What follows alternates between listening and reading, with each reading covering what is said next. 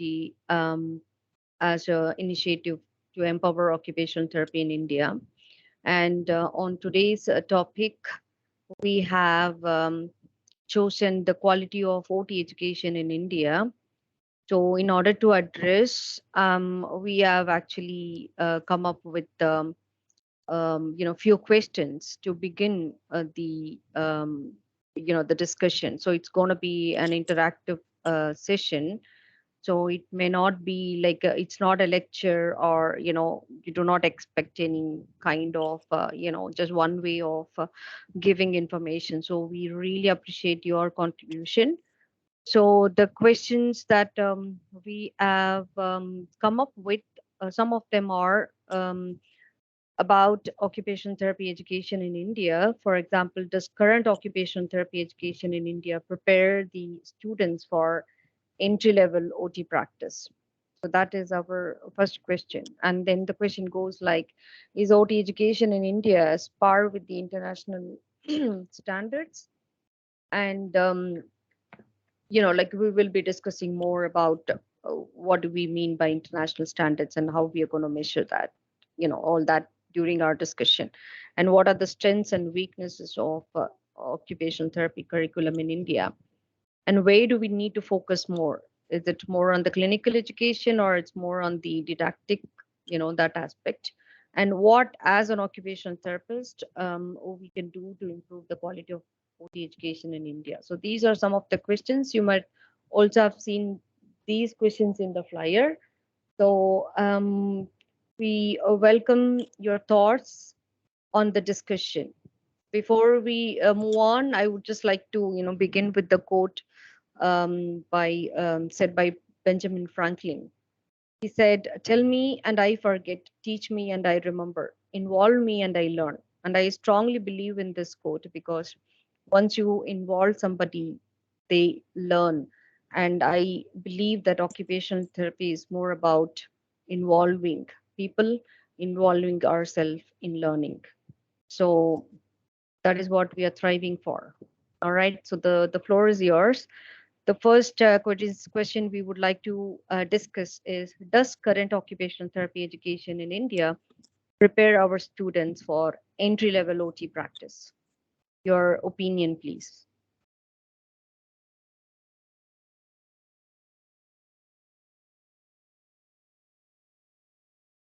So Please just to feel break the silence. free. Yeah. Please Go ahead. feel Yeah. free to discuss anything. We are very limited people here, so and there are multiple OTs who work in different organization. Like we have people who work in the universities, who also had worked in private practice, like myself and like Dr. Murli. So please feel free. And we have Soumya here. Soumya is our speech and language pathologist from 5 Therapy Center. She showed her interest, and unfortunately, she's not able to speak out. Her voice isn't great. So she would also interact with us through chat. Okay. Sure. Yeah. So just to break the silence and keep this discussion going, I think, and I'm going to share my perspectives. So I think we need to ask this question to the OT supervisors and OT employers like you all, because when they hire a new grad, are they able to do a job of an entry level OT is the first question. Are they able to articulate what OT is to their client is the next question. I think these are some of the basic questions that we need to see in if an entry level graduate after graduating from a baccalaureate program, if they're able to really explain what OT is to their client in a lucid and understandable manner, that shows their understanding, number one.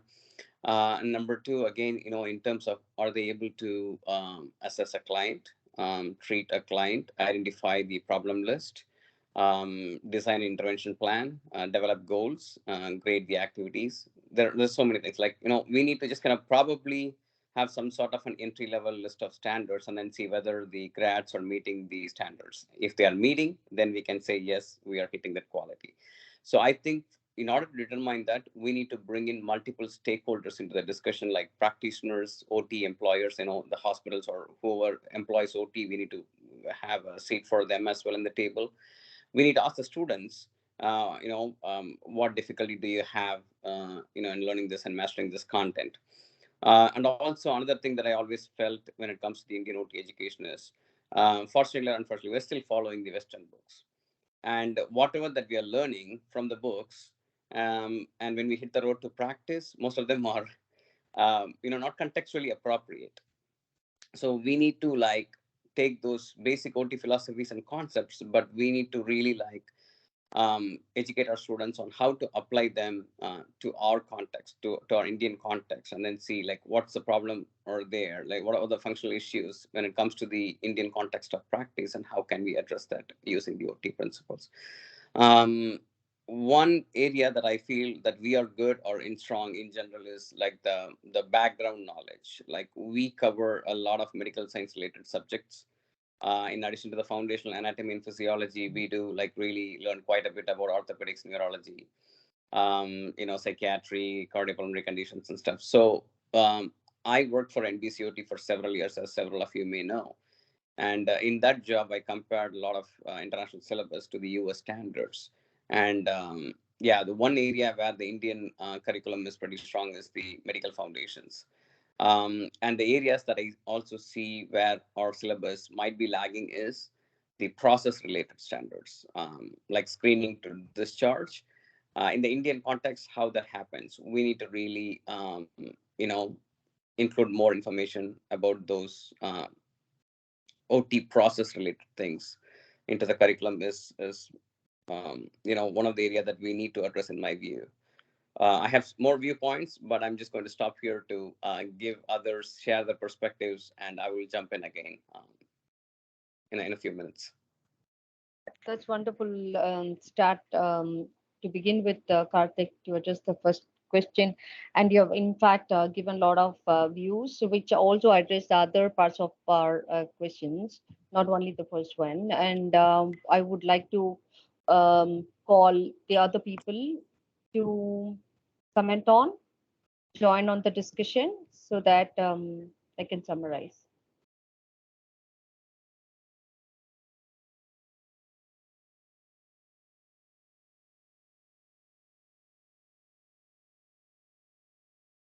Really, do you have anything to add on with what Karthik has just said? Hi everyone. Hi ma'am. Yes, I was hoping the new members and the others would voice out their chances first. Maybe let's take some more time in breaking the ice and getting them comfortable in talking. Since I have been there both in MGR University run colleges, affiliated colleges, as well as in the deemed university, uh, and recently I was working on CBCS, formatting a curriculum for CBCS as well. I understand the curriculum a little bit in depth in that matter.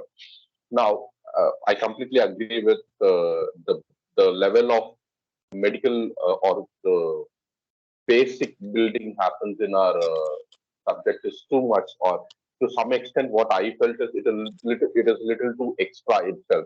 We need to cut down on certain things on the basic subject what is being taught, or the amount of subjects being taught. Then, yes, there are the other qualities of being a therapist outside the college where we need to build up or add some more subjects as well. The practical exposure level, or what is learned in the practical exposure level, um, or what sort of processing involved in uh, the real entrepreneurial level where they need certain skill building that needs to be uh, thought about and imbibed in the curriculum as well. That's what I would feel of the different one. When it comes to, are they producing a quality one? Yes, to some extent, and no to some extent in both the levels. Skill building, yes, we are all building the skills. Uh, but again, the skill building goes in stages, including us, including the students. Everybody has to upgrade themselves to the level. Either we are uh, comparing ourselves with other part of the world and making sure that we are lacking or we are going more, but at the same time, culturally bound values or this area sensitive information needs to be addressed more in the curriculum itself. Is my opinion. That's a very valid point, really, and I see a lot of views from yourself and Karthik remain mutual in, especially when it comes to culturally bound values that need to be taught in the curriculum, and also, like look into the curriculum itself. For example, cut down the subjects. And Karthik Mani was mentioning there that we are focusing more on the medical foundation when compared to the other Western curriculum. That's a very valid point.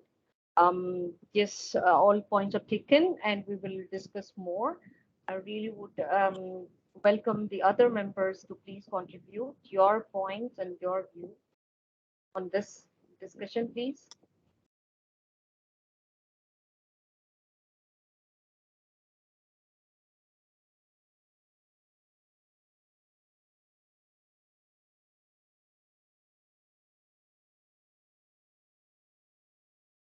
Would you like to call upon a participant, call upon an attendee to share their views?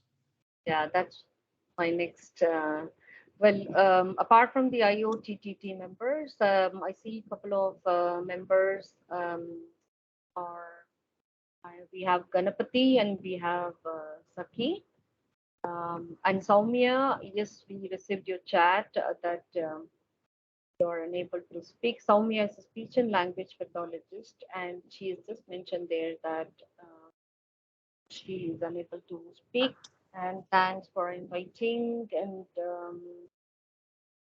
welcome, Soumya. As a private practitioner, she believes all our graduates as therapists need to be exposed to non-clinical skills as well to be able to work in interdisciplinary setups, and if they want to be an entrepreneur. Yes, very valid point. Yes, without collaborating with the other professional members, especially most of us are pediatric based, and we do work a lot with the speech and language pathologist.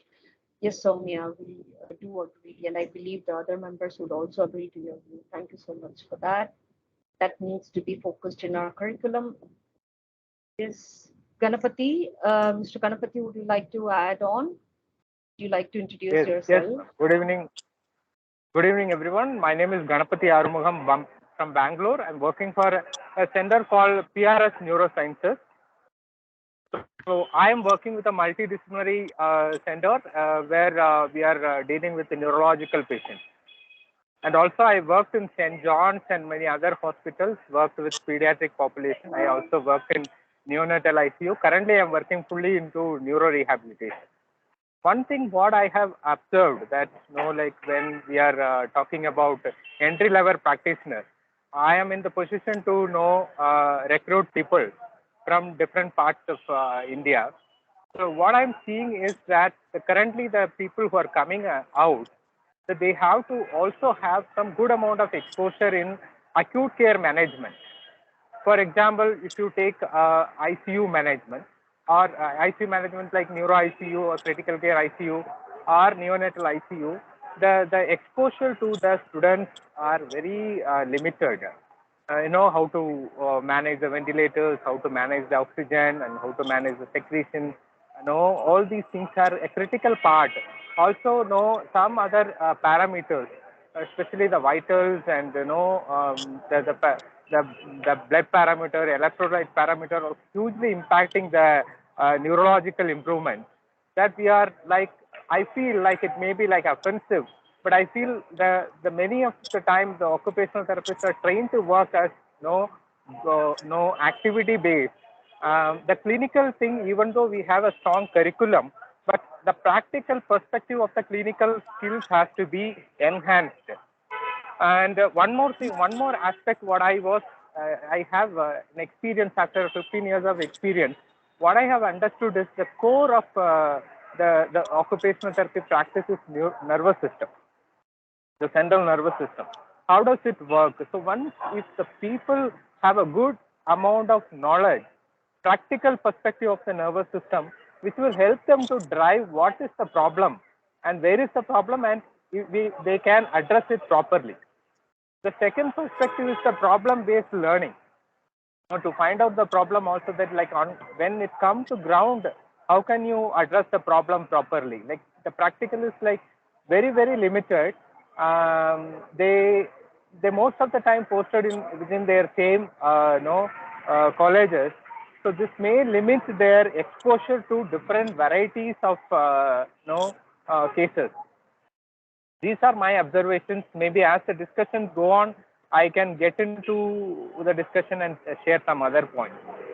Yeah, thank you so much for your wonderful opinion. And I can see that, um, Ganapati, that your work in the neuro setup, and obviously you do probably, have a lot of challenges and demands that you need to, for example, you mentioned there that OT should be skilled in checking vitals and blood parameters and stuff like that. Well, we'll keep that in discussion and we welcome more thoughts about that. But would like to channelize our question again here. Does current OT education in India prepare students for entry-level OT practice, which is a broader aspect? Like, so it might be difficult for us to focus on neurology or pediatrics. So we are here, would like to focus on the entry-level OT practice. So, what is the core concept of OT? Are we addressing in India? Are we talking about occupational science? Are we talking about occupation itself? Are we differentiating ourselves from the other professionals? And if so, how we are differing ourselves? Like how confident are students when they come out to practice as a fresh graduate? Like things like that we would like to discuss. And of course, we will, like narrow down the discussion if time permits to different areas. Thank you so much for that, Ganapati. And we have, I saw Saki, Miss or Mr., I'm not sure. Um, the person still there, Saki? I Yeah, I don't see her. Probably he or she Okay, left the call. I don't know. But just to add okay. to what Mr. Ganapati has just said now, again, yes, we need to like look into more skill-based education for sure. And then I think for that first we need to identify the skills that the practitioners needs. We need to identify all the skills by like surveying the workforce in terms of like, what is that you're required to do in your job, right? You need to screen, you need to assess, you need to identify problems, you need to operate this equipment, you need to document well, you need to justify the need for OT services, you need to show, like develop a progress note, you need to develop a discharge plan. So we really need to identify what the entry level practice requires, and as that's what I'm saying, we need to gather the data and then like invite the educators and the educational community into the discussion and then say, hey, are you really addressing this, or how can you all better address this? And one other aspect that we need to focus on is the formative versus summative assessments. Like the current way that we assess is basically we'll conduct an exam and probably a practical exam in certain subjects, but is that enough is the next question that we need to ask.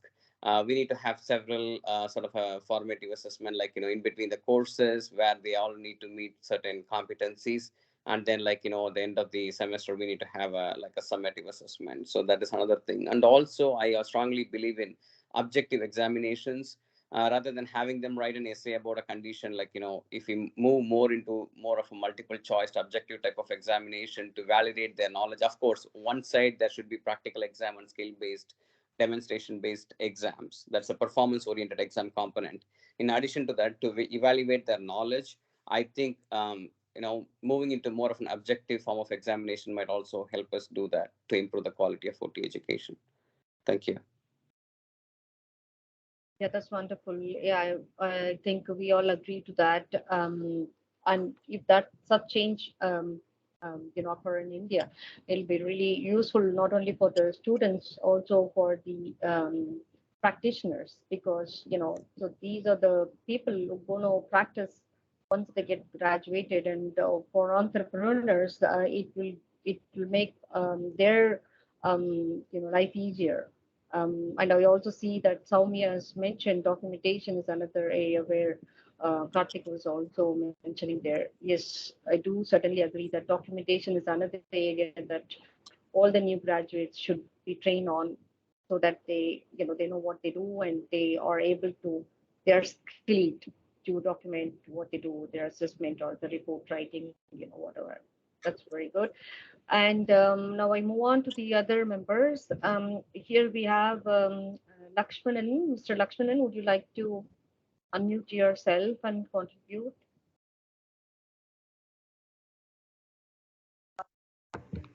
Yeah, thank you. Yeah, I thought even we thought of having some of the faculties from some of the colleges, if they join, we thought that we'll have a better a discussion per se, but somehow it seems it may Yeah, not happen. that Fine. that was our idea, and we indeed sent our invitation to all of them few times, and we got a reply from them that some of them replied saying that they would join. Unfortunately, I don't know for what reason.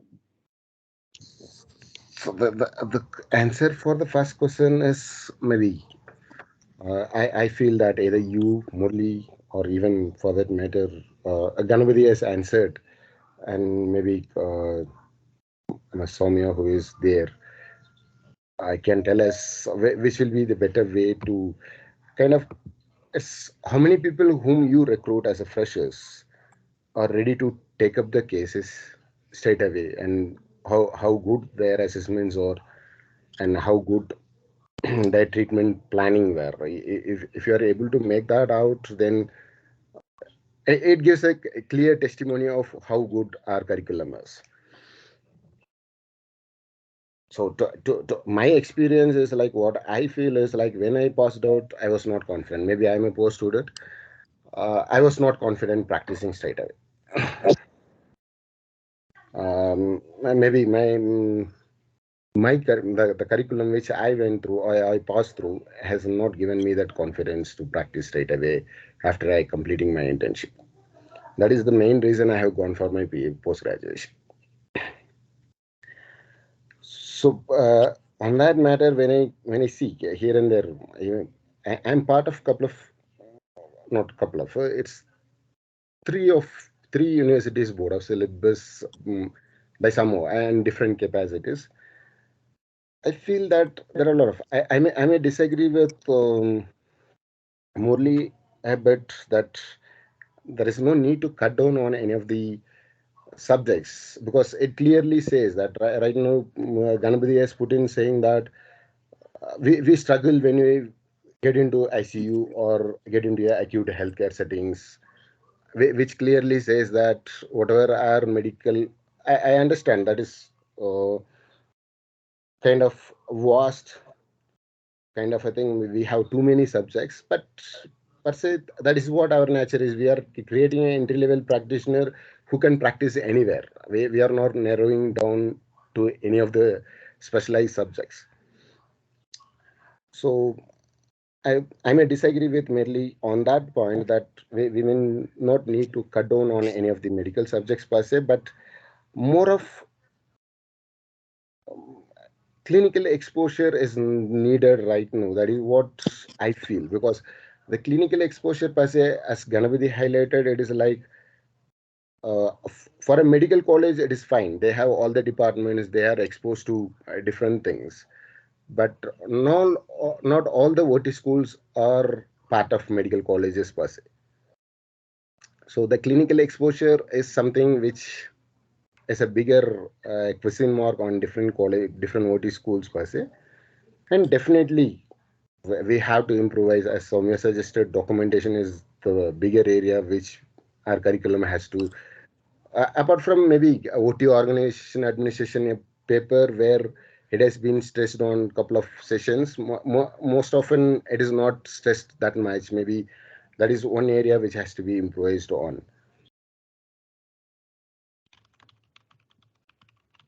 Um, and yeah, this is what I think about the first question and person. Thank you. Thank you. Thank you so much, Lakshman. And yes, we do see your thoughts, and I think Karthik has something to say here. Yes, Karthik. No, just to add to that, like since we are talking about what we need to get included into the curriculum, we also need to talk about how OT practices are reimbursed and what are the potential reimbursed systems that that influence OT practice in India, and also influence of the systems on practice. Like we are now starting developing, forming the council, the association. So what is the role of those organizations? How they influence practice? So these are other areas that documentation, reimbursement, systems influence on practice, OT process. There are several areas that our syllabus is currently lagging that we need to add to. Okay, thank you. Yeah, I think we actually have a lot to say about in that particular question. In order to like have a note of our timing, I move on to the next question, and of course we can still come back anytime. And I personally feel that they are all interrelated. So is it okay to move on to the next question? Yes, we have two more new people, so if you want to invite them to the call, Oh and then yes, like maybe, yeah. sure. Yeah, we have Asha. Welcome to our Saturday night chat. And then we have Savita Sundar, is it? Hi, Yes. Savita, welcome. Hi. And please, contribute your inputs in this discussion. And you probably had seen the flyer. We are just discussing the questions for the topic. And the next question that I would like to invite for discussion is OT education in India at par with international standards? And I would like anybody who are practicing abroad could, probably could compare, or All anyone right. really. Yeah, I mean, again, given that I have this unique experience of comparing different curriculum from different parts of the world, I will just kind of start this conversation here. Of course, we all say that we are, graduated, or most of our schools are accredited by WFOT, and we follow WFOT standards. But WFOT standards sort of the universal set of basic standards. But then even WFOT, I believe, recommends that like the countries need to add more of their context-specific information into the curriculum. So there's a basic or core content area that all schools that are affiliated with W4D agrees to, or meeting. But then again, coming back to the context-based information, like we need to ask ourselves, what are the most prevalent conditions in India? What our workforce demands are, like what OTs in India are required to do when it comes to practice, like some of the conditions or some of the socioeconomic situations, and the health system itself differs between country to country. So how OT identifies, themselves within the Indian healthcare system. So that's what I'm telling. We need to really look at the way that all these things influence, and we, in addition to the OT concepts, philosophies, OT assessment, interventions for different conditions, stuff like that. We really need to look into this aspects and then see. We need to. At the end of the day, I think we are. Preparing OTs to serve the population, to provide OT interventions to the people who are in need of services. So we really need to like inculcate more of those information, like what are the prevalent conditions, and what is OT's role in that, given the Indian context and Indian culture of practice. So I was just kind of, as I said, like, are we meeting the standards? Given that I compared the different types of curriculum, there are certain areas that, yeah, we do good. There are certain areas that we need to improve on. And again, that's true for, there is no gold standard. And again, if you have to compare in the sense, like if you really take US or UK, Australian standards, they all have their HCPC standards is publicly available. ACOT standards are publicly available. Australian standards are publicly available. So everything has its own merit, and we can actually take our curriculum and compare against these standards and then see like what are the areas. And also, again, we don't have to. We need to be at par in a way that we need to include like more system related standards pertaining to the Indian context of practice to make Indian curriculum robust. Is what my thoughts are. Thank you. Yeah, I agree to that. And what I see in from your thoughts, Karthik, I see that the common factor that stays in the all the other curriculum that you just mentioned, the UK, US, Australia, and other countries, mostly the Western, the core concept is occupation. Like they would probably never leave the occupation, and I personally feel that we are diverted in our curriculum. We probably do not hold on to the core concept of occupation. That's my personal opinion. I might be wrong, but like as you guys have already you are and we have Suresh right now just joined, who have experience working with universities in various part of the world. And obviously you would see the difference. So I really welcome Suresh, if you could please contribute to this question. We are discussing, is OT education in India at par with international standards? What is your opinion on that, Suresh? Thank you. So before Suresh starts, let me just kind of say this, like, the core concept of occupation, actually, like, even if you look at the other countries, like, there is a deviation from it, and then they're trying to coming back to the roots again. Okay, so that if you look at the profession's trajectory, of course the system's influence has been like big, and then like there are deviations. Certain times we like went too much into the medical model and coming back to the rehab model. Now medical model versus social model, so there is a lot of debate, but we are trying to like stick to the roots of occupation. We are trying to get back to those roots, is what is happening now. Thank you. Yeah, thank you. Yes, Thanks, Suresh. Karthik. Thank you, ma'am. Hello Hello, all. hi Suresh. Sorry, I'm late. But very, very relevant question, and it has to be kind of thought very intensively. That's how I will put it.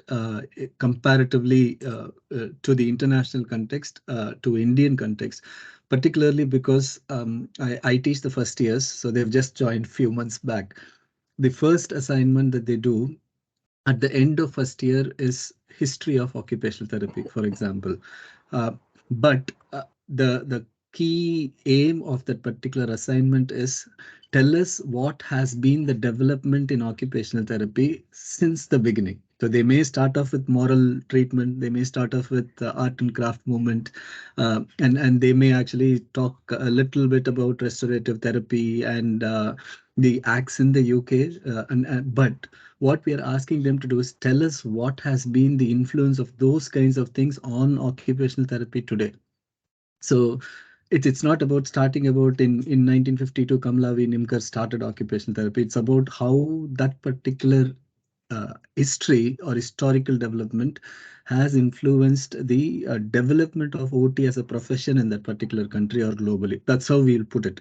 Similarly, in all the modules, whatever we talk about, even if there are clinical aspects to it, the students are primarily asked to reflect it back on occupational therapy.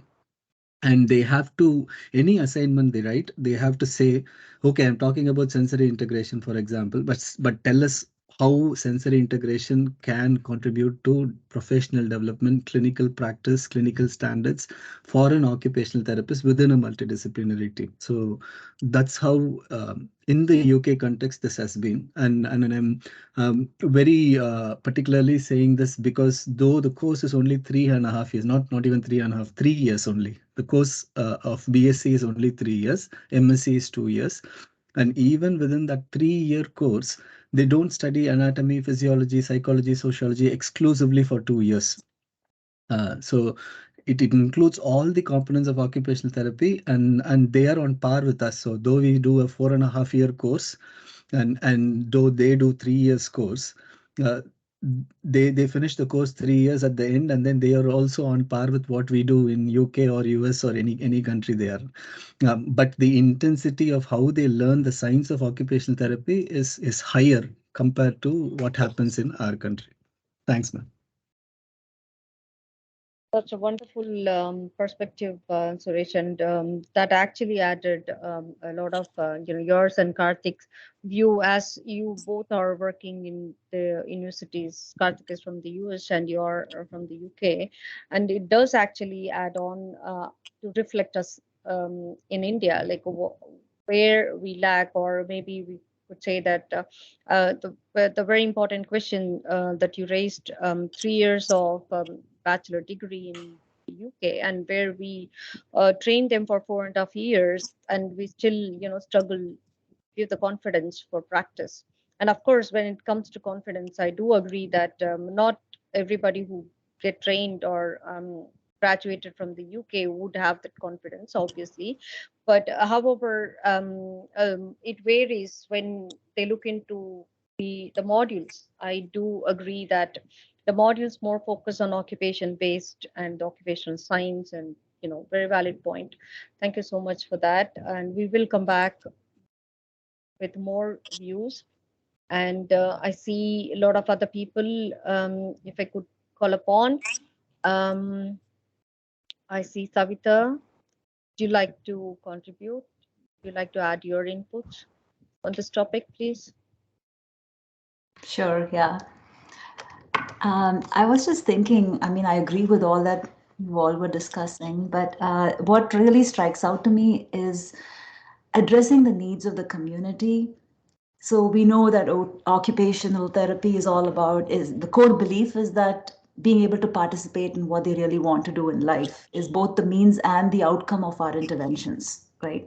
So if that philosophy can be upheld wherever whatever the standards is, even in the US or even in other places, this is not always practiced. We try to kind of go under the model that makes the most selling point in the sense. I think we talk about things that, like, you talk about sensory integration, it seems very fancy, and it's a great theoretical understanding of a problem that common people don't know, but it won't last very long. After a while, people will start questioning the effectiveness of those interventions, unless the outcome is that they can do what they really need to be able to do. So targeting those communities and articulating our values, like even like fieldwork students, can be put to such good use in the community, I think, in India especially. Because we try to stick on to this, this you know, I don't know what to call it, but we try to keep up our name as occupational therapists and these exclusivity. We try to keep up our exclusivity more than meeting a need in the society. Like, for example, I am looking at nursing homes and I see so much of an opportunity for OTs to be there. Like, PTs come in and do 20 minutes of exercises. OTs come in and do the same thing.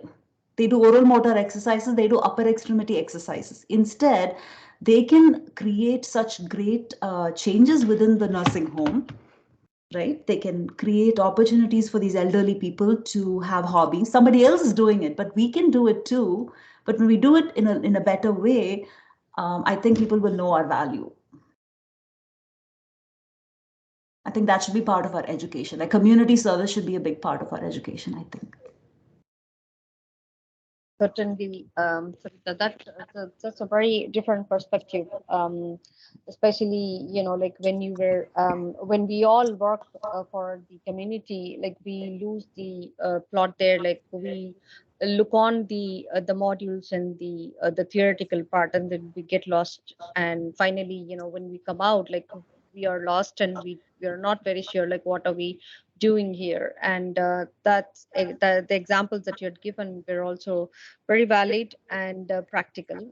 Yes, we do take up your opinion, and much more to discuss about on that. I personally feel things like this,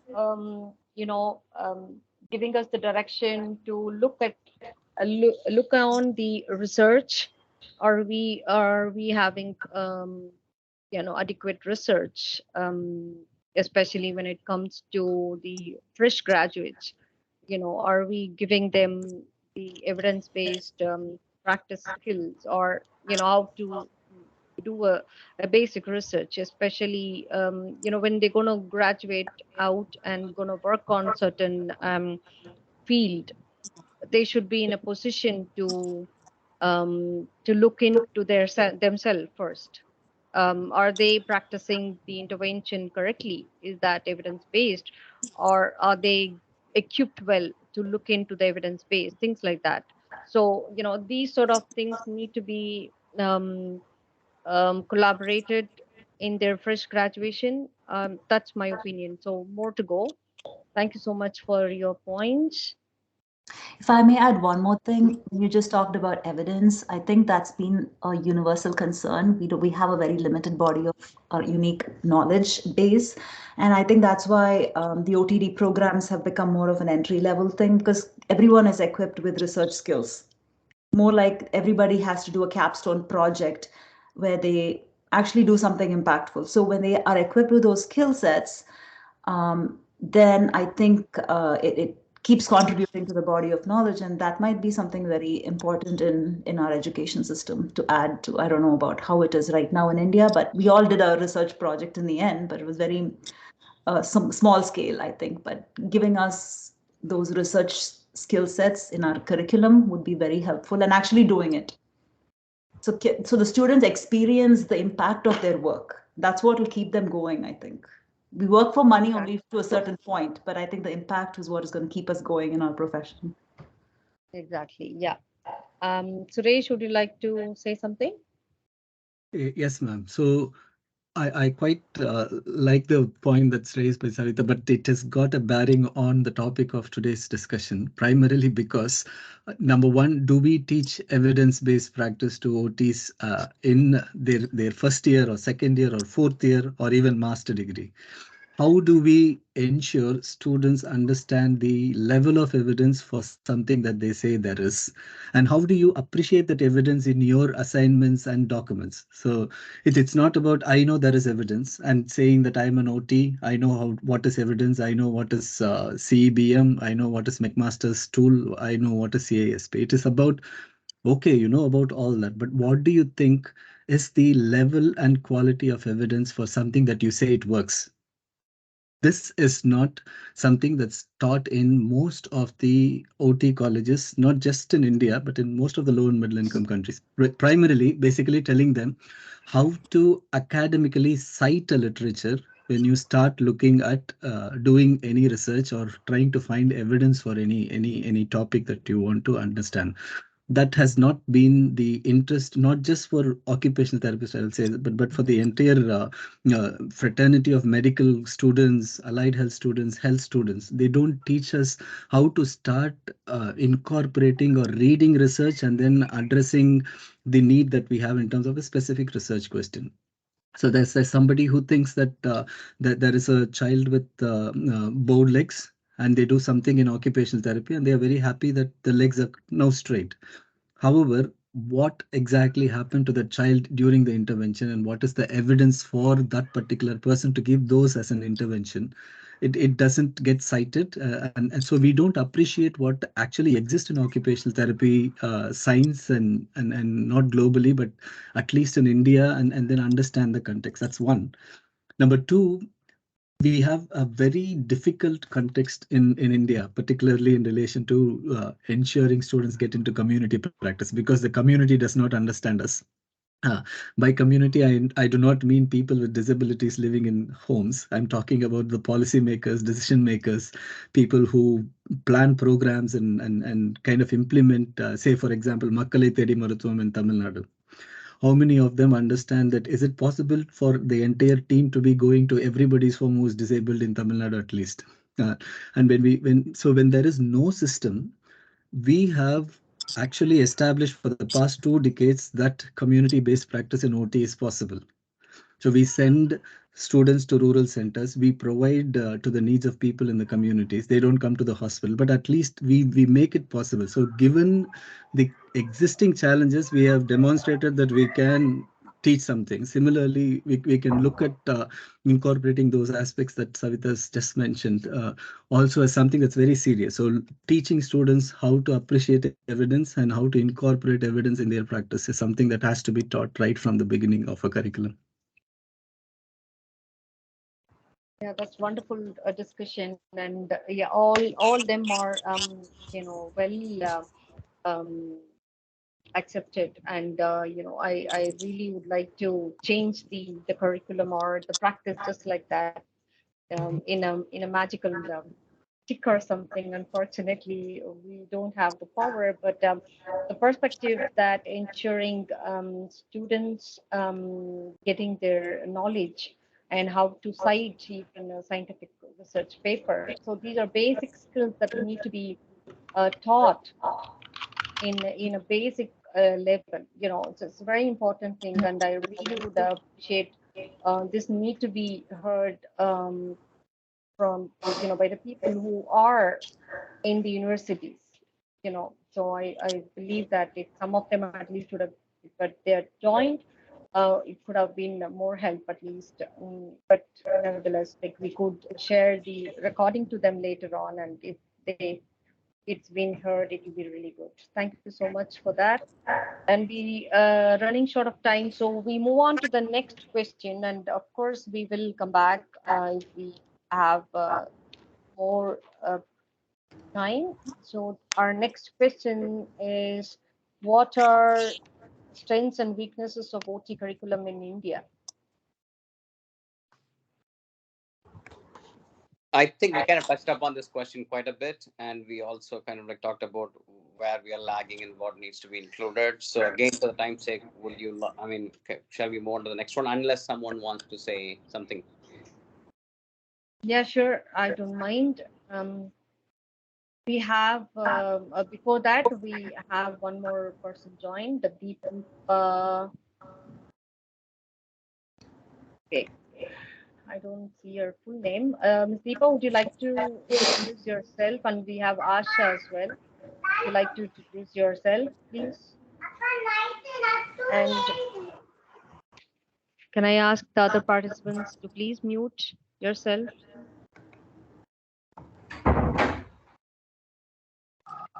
Hello, ma'am. Yes. This is Asha. So Yes, I'm Asha. new to this Saturday night chat. For now, I'm Okay, listening to you people no talking on problem. it. This is something new for me. So I'm just Not a problem. gaining knowledge through it. So first, let me observe, then I can come up with my ideas, ma'am. Of course. Asha, would you mind tell us a little bit about yourself, where you work and what is your major practice, the area? Yes, ma'am. Yes, ma'am. So I have completed my UG in SRM at 2015, and then I worked for 5 years in Pebbles Center for Child Development for the next 5 years. Now, currently, I'm pursuing my master's at Savita College of Occupational Therapy. So I'm under this neuroscience specialization. So right now, I'm in the second year, which is going to be completed in another 4 to 5 months. So that's it, ma'am. Brilliant. Yeah, no, I'm happy to see that we have a master, student listening to our chat, and I believe that it will be some help to you, Asha. Thank you so much. Sure. Ms. Deepa, Thank you. would you mind introduce yourself, please?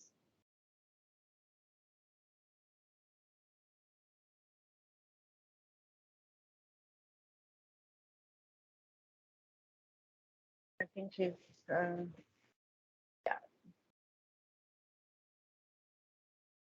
Huh? Hello. Hi, Deepa, can you hear us? Yeah, yeah, now I can hear. Can you hear me? Yes, please go ahead. Yeah. Um, I am right now in Mangalore, Yenepoya University. Have started the college over here. I am right now the professor and HOD of occupational therapy, and I have worked in DY Patil Medical College. I'm in occupational therapy. There I was HOD and professor. There and the teaching post I was there for the more than 15 years, and clinical experience I have around 20 years. So that's how it is now. In Yenepoya, it is just 2 years we have started the college. So right now I have 3 batches of occupational therapy. Brilliant. Ma'am, we really welcome you for our Saturday night chat. And if I have to say that you are the right person probably missed a bit in our conversation. So we basically are discussing, does current occupational therapy education in India prepare OT students for entry level OT practice, and are we meeting the education, OT education in India is meeting the international standards. So we had quite a bit of discussions, and we really value your input, ma'am. What do you think? Uh, so far, like now, after the national education policy has come up, uh, we are working on that. But for our 4.5 year course, we are still skeptical about it. But at the global level, so far our syllabus was up to date, and uh, only thing is like it was the annual syllabus. Now we have come to the credit choice based credit system, which is again at the global level it is more accepted. That is what I feel. But I just want to still know from the other people like who are working around, what is their views on the choice based credit system. I would like to know that more, because recently we have started that, and yes, we have made the syllabus which is globally accepted, but still how far it is practically with the students, how far it is accepted from the students, what is their feedback, I would like to know. Yes, ma'am, certainly. And we had actually discussed a lot about, you know, Oh, in the I think I last. missed it. That's all right. You would definitely get the recorded sessions, ma'am. But Okay, quickly, okay. if I could invite the other people to answer Ms. Yeah, sure, Chandrika sure, Pradhan. sure, sure. Anybody could address her question, please? Thank you. Ma'am, I would take this opportunity to address some of this. Welcome, Deepa ma'am. It's a pleasure to have you here. Um, the CBCS pattern itself is it's like some of the gist of it were there in the initial years of when we did this. We had the semester system, so almost kind of a similar. But what happens is we want to follow the complete CBCS, but we will not be able to follow it because even the teachers are still adjusting to it. Because the Correct. if you have to follow the typical CBCS method, that means the students have to go to the subject teachers' classrooms Right. in most of the cases. But now we still have that classroom of students where teachers are going in. So that means the students have no real option of choosing what it is, but they are given. Now, since we are in the adjustment period where the teachers are giving them, okay, this is your choice subject, this is your Correct. definite Correct. subject you have to take, kind of.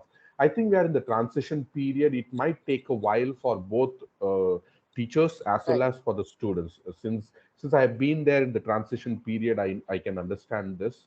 I think that's what it is.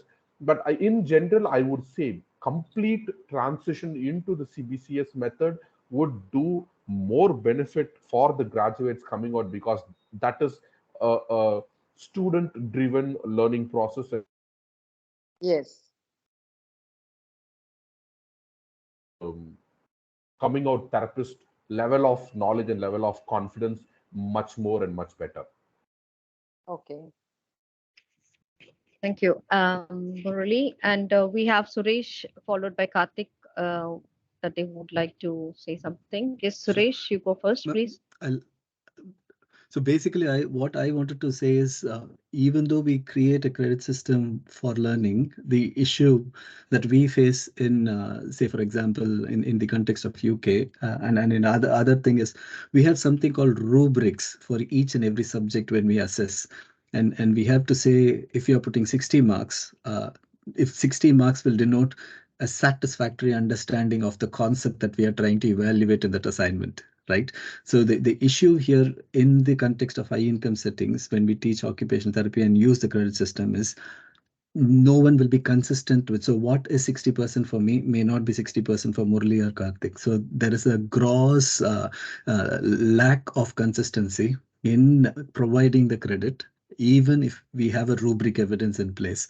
And the issue might be a little different in the context of India, where the marks are not rubric based or evidence based. So we give it because we think this is what it is, and this is what we believe that the student is trying to say. That is not evidence based marking. And the second thing is, in the context of high income countries, we do have moderation of the marks. So if I give 80% to a student for his assignment, somebody else is going to do the same assessment and then check whether my 80 fits with that particular evaluation of the assignment, or some it has to change.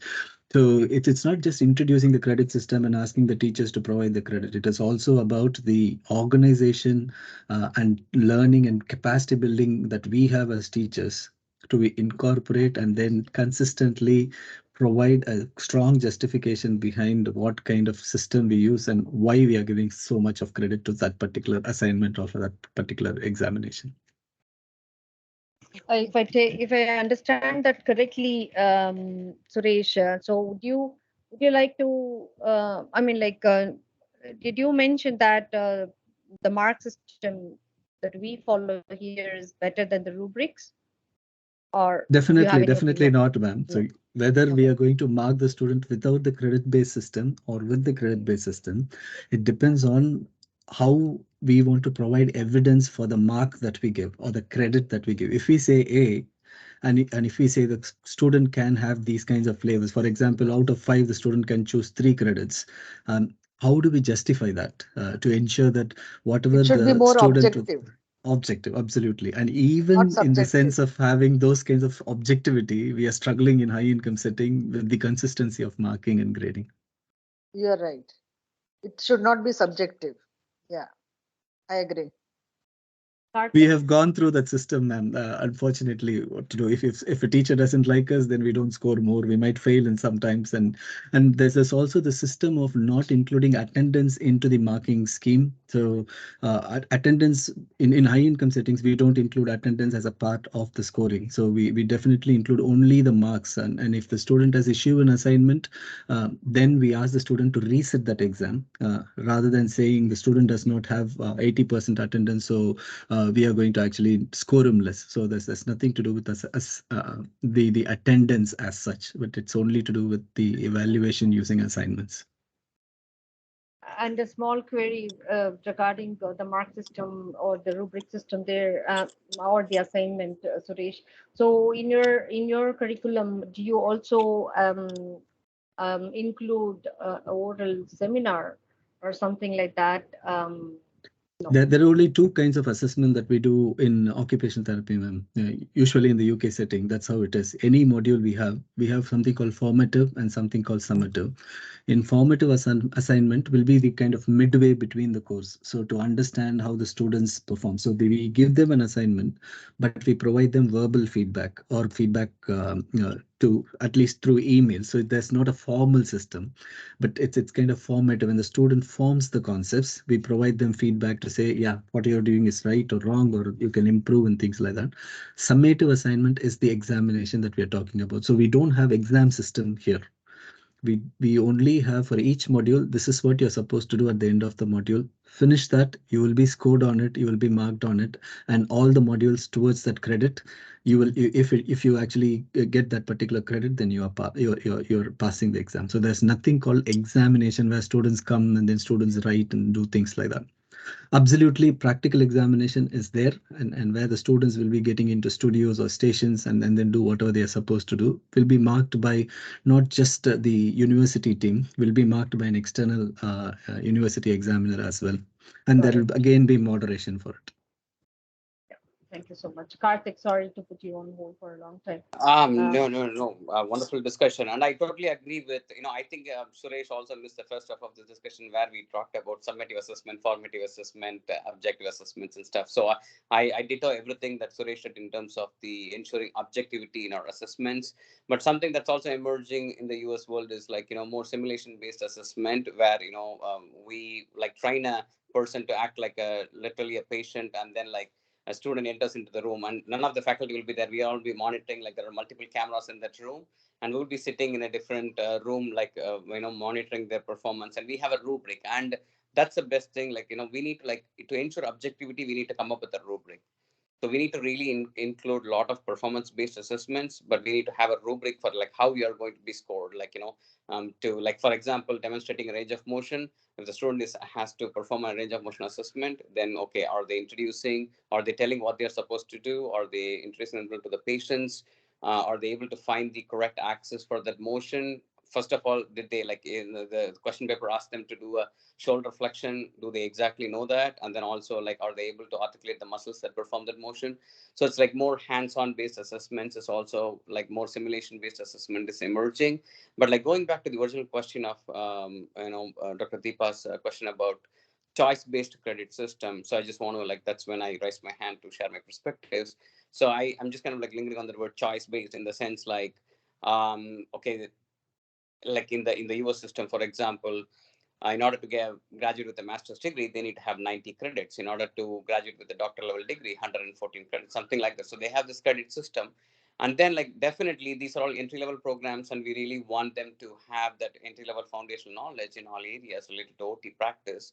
So that's going to really like take away most of the credit hours. So if we have still, like, say we have course content that are like critically necessary and foundational, and that covers, like, takes up the 110 credit units, then the last 4 credit units, maybe we can say like there's an OT in emerging practice settings as a course. So we need to really like develop those module based courses, and then say, okay, like not all of you have to do all these courses.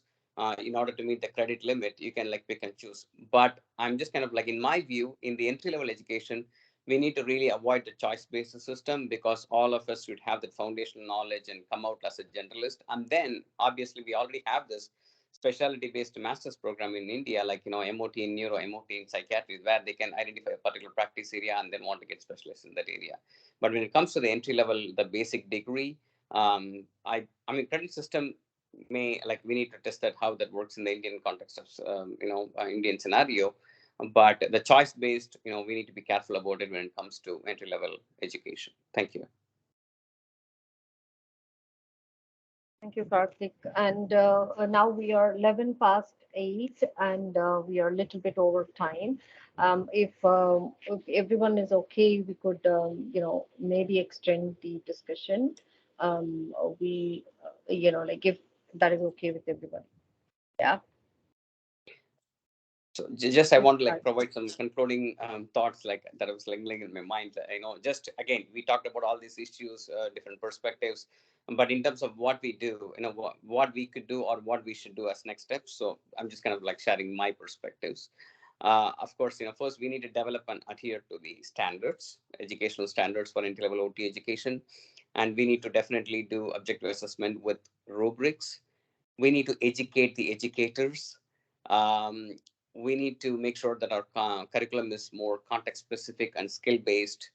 And we also need to, like, when it comes to field work, clinical education is a critical part of OT education. So we need to really focus more on that. And then, like, we need to develop fieldwork objectives a student must meet in order to pass that fieldwork rotation. Like I'm talking about internship. And also, we need to, like, incorporate more performance based practical assessments when evaluating student outcomes. And also when we give them projects, BOT projects, MOT projects, or any assignments, we need to really, like, make sure that they are doing something really relevant to that context, or they are really solving some need of the community. So those are my the things that that I like to share. And also, our curriculum need to focus more on one other area, is the writing skills, that we need to really equip our students to write in a clear manner. So that will also help them to understand the literature better and also document better and contributing to the OT literature. Thank you so much. Yeah, wonderful. And I think that covered a lot on for our last question, that how we improve. And obviously, the others would also like to add. There are participants. If any of you would like to add on your views, please, so we could discuss more on how we could improve the quality of OT education in India. And of course, we shall also discuss the strengths and weaknesses if we have more time. Anyone would like to add? I have also kind of want to provide my last thoughts in terms of this, ma'am. So it can be strengths, weakness, it can be suggestions as well. Only 3 points. The first point is primarily all the academicians who teach occupational therapy in the UK accept the non-updated curriculums evidence in the country for teaching masters and undergraduates, and start looking at revising and updating the curriculum for occupational therapy at all levels of education. That's my first thing. To do that, two things are completely required. One thing is the academicians again, and associations or universities which direct these academicians have to accept that the capacity to teach doesn't come just because you qualify as a graduate. So if you are an occupational therapist, you can teach. That doesn't come. So we need to have a framework for competency saying this is the competency that a teacher should have.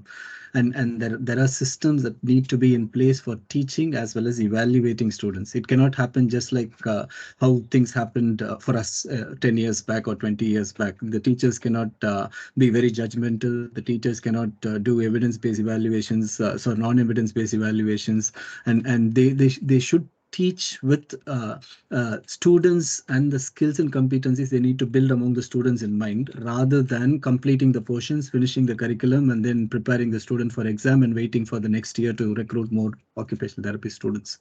So the mindset has to change. That's number one. Number two is also kind of interacting with other occupational therapy teachers around the world and from universities within India to come up with a common platform where they share their grievances and also address the concerns of students, not the academicians, but the students primarily in a very, very rational, logical as well as sensible way. It should not be something that's going to push the student little more and then say they are going to be in soup, but they have to provide that flavor to understand the students' mentality and the needs, and also cater to the needs of them when they finish the course. So the students should not feel that the only option for me after graduation is to go and work in a center or a therapy center, or me to start an own center, but to contribute to the science of occupational therapy by doing occupational therapy rather than flashy therapeutic techniques, which I'm very fond of, and kind of making money just by using those techniques, but not practicing occupational therapy. Thanks, ma'am. I agree, 100% agree to all, each and every point of what you and Karthik had said about. Um, yes, we need those changes. And if anyone from the, maybe Deepa ma'am, would you like to add on from their views, like what just Suresh and Uh, Karthik mentioned? yeah, what for me, what I feel in India, like our strength are like hands-on training on the patients. That is our strength in India, and that's what we teach the students practicals. I mean, when they graduate, they are much, much more confident than, I mean, that's what I feel like, to handle the patients, to, even to talk to the patients and take their history, and even actually planning the cases. Because even if you take anything, you train on the simulation, it is totally different when it comes actually on the patients. Like I have done like gate training on the virtual way, like just on the videos, or even the measurements of the gate cycle on the virtually, it is totally different when you actually do it on the patients. And there I feel the students learn quite a lot, and that is the strength in whatever the colleges we have in India. Another thing, like what he said is suggested, is like collaboration, or whether the communication with the other therapists or the other academician across globally, that is definitely more important. And their views, because the latest technology what you people have abroad, we see that we give it to our students. So it is not, it is like here right now what I am trying to do is just trying to get the positive of both the type of techniques, like what we have the strong points in India, go more practical, go more clinical, and also give them the exposure what is happening, how the techniques are different or they are evolving abroad. So that is what my main thing is. But definitely I feel I don't want to make my students copy paste graduates with giving, just give them the assignments. I've seen students doing the assignments, they literally copy paste, and I don't want my students to be like that. So that is what my point of view.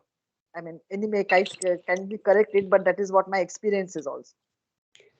I mean, Thank you, just to ma'am. Yeah, quickly, yes, sir. I Go totally ahead. agree with everything that Devam said. And again, in our the university that I'm working, we do the same. Like we really have a lot of community, clinics that we are affiliated with, and that's where our students learn most of their patient skills and soft skills related to patient care. And they do this with actual patients. But then, like when I say the simulation thing, that's more like a standardized assessment, like a standardized simulated patient assessment. But again, we can capitalize on the technology to an extent. And absolutely, I think we all need to collaborate. The educators from different parts of the world must need to collaborate and then like really see how we can help each other. There's no doubt about it. Thank you. Thank you so much.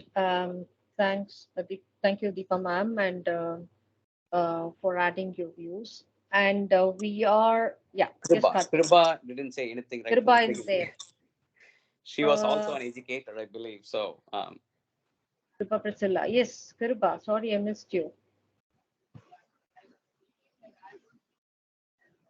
Can you be little bit louder? Can't hear. yeah, Kriba, we couldn't hear you. We know that you're unmuted, but we couldn't hear you. Something.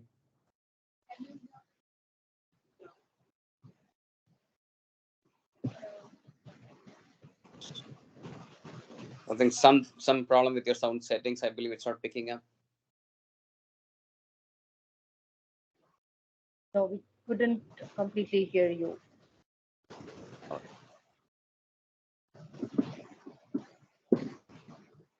Can you try now?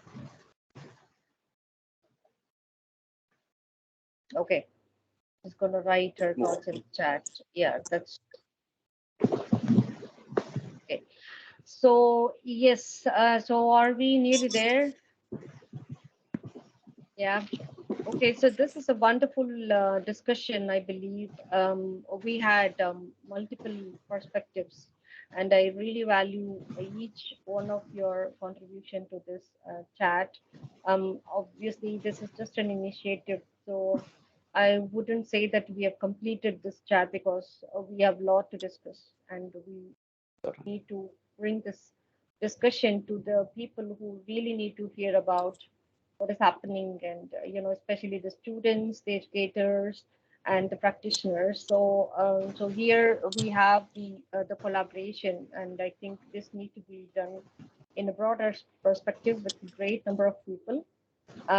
So but overall, I think the objective of our chat have been fulfilled. We did initiate the questions, and we, really discussed very valid points. And especially we have people who are working in different parts of the world who shared your thoughts.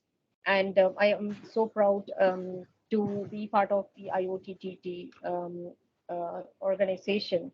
And I mean, like, there's a lot that we could contribute, especially things like how we need to work, or maybe our curriculum to focus on the community context, the cultural context, and things like revising the curriculum, and points like Dr.